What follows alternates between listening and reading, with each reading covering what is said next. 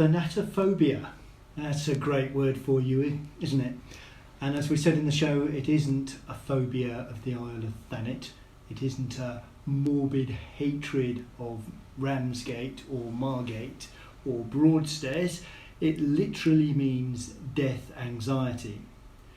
In the programme today, we've been talking about death, but also finances in general.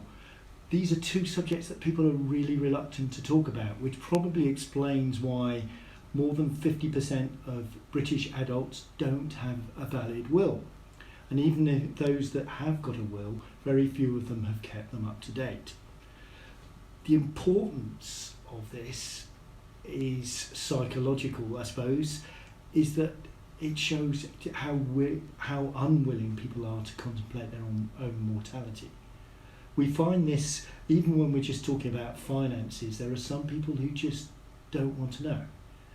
And you find that people start taking an interest in such things surprisingly late in life. So, for example, one of our key demographics when we hold pension dinners is women in their 50s and early 60s, not to put too fine a point on it. Basically, that's the time of life people really start to begin to focus on their financial affairs and begin to realise that they have to put something in order. And if they're lucky, they've kind of almost stumbled into a situation where by default they've been saving money into a company pension scheme, or they've been quite assiduous in putting money away, but they haven't really given it too much thought. But if they're unlucky or haven't wanted to consider their finances, still less contemplate their mortality, obviously the situation can be quite a bit different. But talking specifically about dying and wills, one of the worst things you can do to a loved one is to die intestate. That is, to die without having made a will. And it's not just that the money won't necessarily go to who you want it to, because there are set rules about who gets what, and if you want, you can Google them in advance. And some people think, well, yeah, actually, I quite agree with that, I haven't got a problem with that. But even if that's what you believe, being able to act upon your wishes puts everybody through a world of pain, because your will generally have specified an executor or executors to basically legally act on your behalf when you're dead.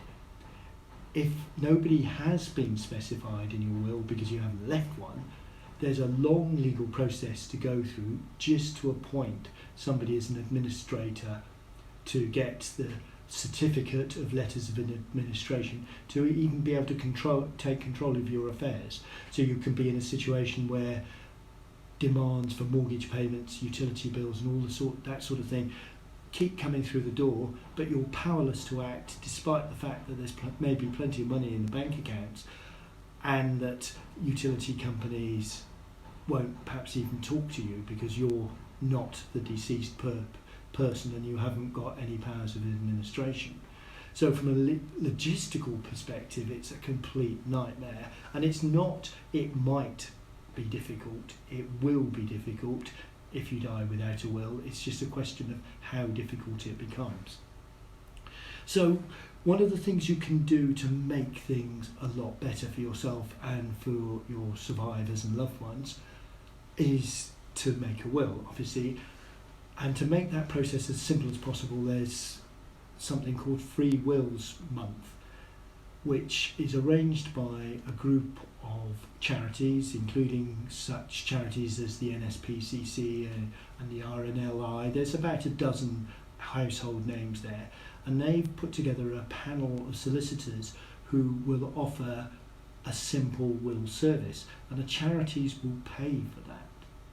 I mean, obviously they're not doing it for selfless reasons, they're hoping that you will leave them a bequest, but there is no obligation to do so. But you do kind of book your appointments through one of their panel of approved solicitors. The thing to bear in mind though is that these appointments become booked up, and they're only periodic as well, the Free Wills months. The next one is in March 2020, so it's well worth sort of getting ahead of the game on that and understanding what it involves. And to help you with that, if you Google Free Wills Month, right on the front page of the website there is a template for that you can fill in to give you some idea of what the solicitor will need to know. And it's done in very simple and accessible language. You have to put down details about yourself, your name and address, details about perhaps who you'd want to look after children, details who your executors would be. So you just get a chance to think of all these issues rather than the solicitor asking you, right, who do you want your executor to be, and you go so you've thought about it in advance. And in a very basic way, it also asks you to list your assets, so you get some idea of what sort of situation you're looking at. And a solicitor might be able to suggest to you that if you're running into a big inheritance tax issue, they might suggest you really need to take some financial advice here. So that happens. The next one's happening in March 2020, and it's well worthwhile doing. But as we discussed in the programme, there are a lot more issues involved with will writing that have to be considered. Basically, any change in family circumstances, especially if it involves marriage, divorce, or death of beneficiaries, or anything like that, you generally have to update your will. And you might even find you have to update your will if circumstances change in terms of laws relating to trusts. Now, that's happened before. We talked in the programme about the nil rate band trusts that people used to use to leave their 325,000 to their spouse, and it all got a bit complicated. That has all been simplified, which is probably one of the most welcome tax and trust developments we've had in a long time. But actually it means that if you've got an old style will, you've actually just made things a lot more complicated for yourself. So even if nothing's changed in your personal circumstances, you do have to be aware that laws can change around you, particularly in relation to trusts, that give you something to think about there. As I say, this group of charities have persuaded a number of firms and solicitors to offer this service to the general public. The one stipulation is that you have to be older than 55. Again, you can kind of see where they're coming from in terms of they want to concentrate on the people who are most likely to die. Not to put too fine a point in it. And the other thing we talked about was death letters, which is more an expression of wishes to sit alongside your will. Because remember that your will be made public, or can be made publicly available when you die, and somebody can go to gov.uk, pay £1.50 and actually see what's in a deceased person's will once it has been published. And if you've said something nasty about Auntie Edna or your favourite or least favourite idiot grandchild, you might not be that keen that it's actually in a publicly available document. Better to keep these sort of things in side letters or expressions of wishes which won't necessarily be made public. But a more positive and constructive use of these letters is to help outline what you were thinking about when certain things were put in your will, how you intended particular assets to be used. You might say that I would like my wedding ring to go to a particular grandchild, and say what it meant to you, and that it wasn't just to be sold, and that if you wanted to sell it, you could have some money and give it to another grandchild. Do you see what I mean? It's that sort of issue. And the way sometimes people use it is also as a document to say what sort of financial arrangements are being made.